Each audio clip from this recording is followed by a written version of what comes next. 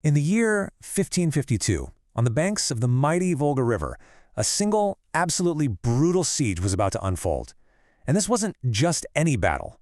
It was a showdown that would end a 300-year-old nightmare and redraw the entire map of Eurasia forever. This is the story of how a kingdom was shattered and an empire was born in blood and fire.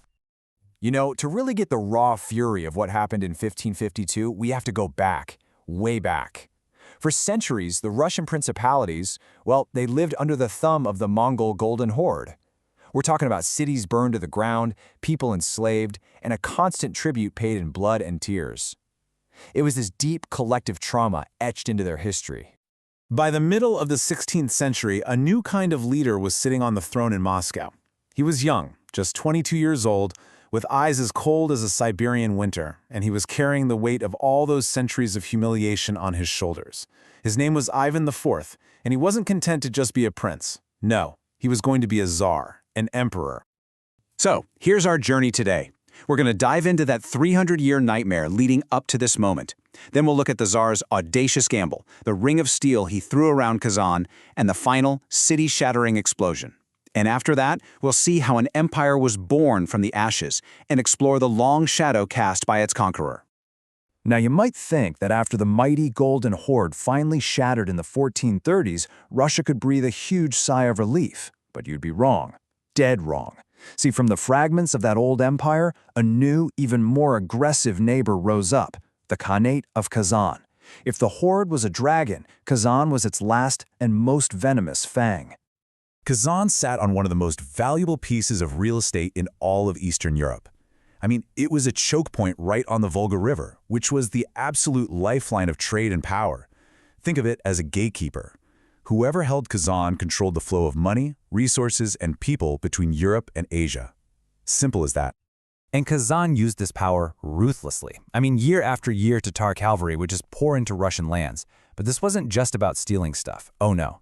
Their most profitable business was people. We're talking about tens of thousands of Russians captured and dragged off to slave markets in places like Persia and Turkey. For Moscow, Kazan was a constant, bleeding wound, and it was a symbol of that past humiliation that just had to be erased. So in walks our 22-year-old Ivan IV. By the time he came to power, it was painfully obvious that the old ways of fighting just weren't working. He knew that simple brute force wasn't going to cut it against a city that had repelled every single army sent against it. He needed a new kind of war.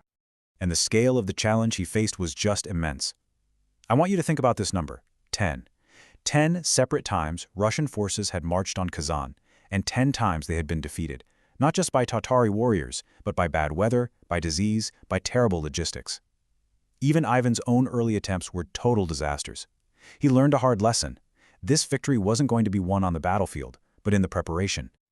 So for his final attempt, Ivan went all in.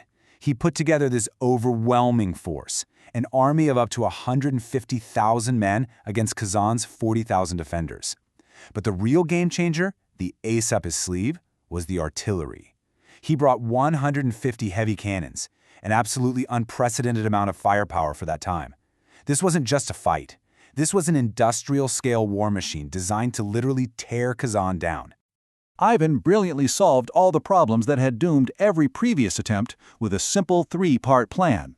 First, he fixed logistics.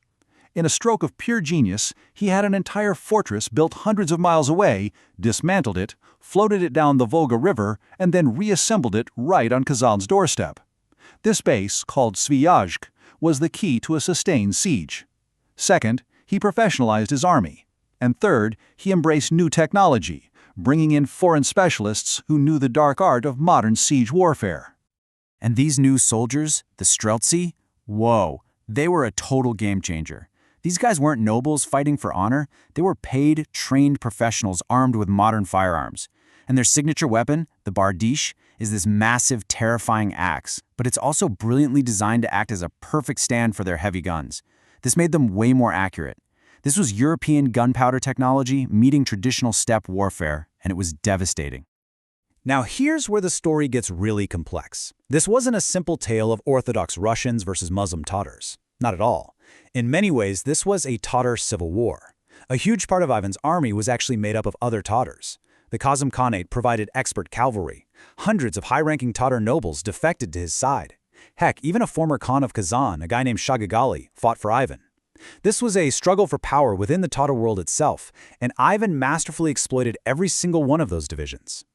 So in late August of 1552, Ivan's massive, modern, multi-ethnic army arrived and completed its encirclement of Kazan. The trap was set. From the city walls, those 40,000 defenders must have looked out and felt like the world itself was ending. But Kazan wasn't going to fall easily.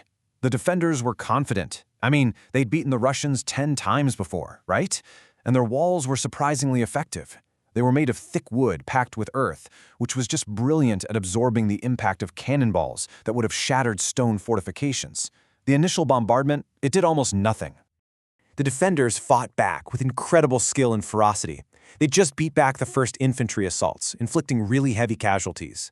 At night, they launched these daring raids, sneaking out to burn siege equipment. And from the forests outside the city, Tatar cavalry, led by a warrior named Yapansha, constantly harassed the Russian supply lines. For weeks, it really seemed like Kazan might just survive after all. So weeks passed, and this brutal stalemate sets in.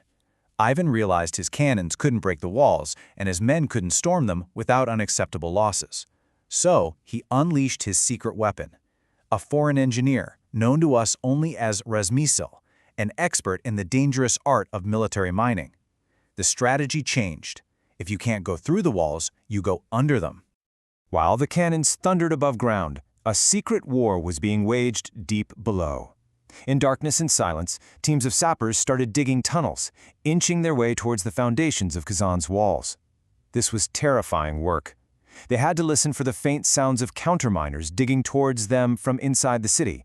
At any moment, a tunnel could collapse and bury them alive, or they could break through right into a Tatar ambush. But they kept digging. And it all came to a head on October 2nd. After weeks of this relentless, dangerous work, the final explosive charges were in place. Ivan's plan was precise: detonate the mines, concentrate all his cannons on the breaches, and then send in the Streltsy in an all-out assault from multiple directions. The fate of an entire city was going to be decided in just a matter of hours. At 10 a.m., the fuses were lit. The earth didn't just shake, it erupted. A sequence of massive explosions just tore through the city's defenses. One mine destroyed Kazan's main water supply. Others ripped open these huge smoking gaps in the walls. The sound was so apocalyptic it apparently deafened men a mile away. And through that smoke and chaos, a single battle cry rose from 150,000 throats as the Russian army surged forward, straight into hell. What followed wasn't a clean victory, it was butchery. The fighting moved into the narrow streets, a brutal, desperate, hand-to-hand struggle for every house, every single inch of ground. By nightfall, the city had fallen, and the victory was followed by a horrific massacre as soldiers driven by centuries of hatred showed absolutely no mercy. The shockwaves from Kazan's brutal fall spread instantly. All of a sudden, Moscow controlled the entire Volga River. That shut down the slave trade basically overnight. With Kazan gone, the path east to the incredible riches of Siberia was wide open. The neighboring Astrakhan Khanate, seeing what happened to Kazan, fell just 4 years later with much of a fight.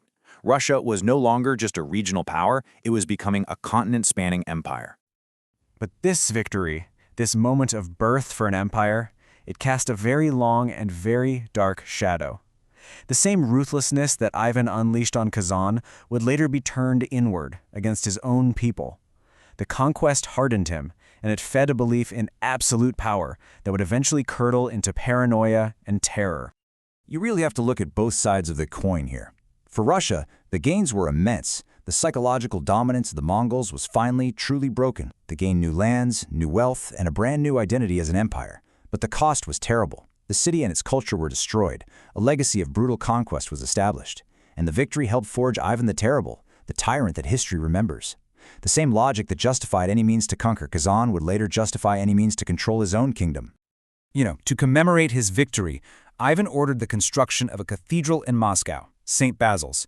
And here's the paradox, baked right into the very stone of the empire's great monument.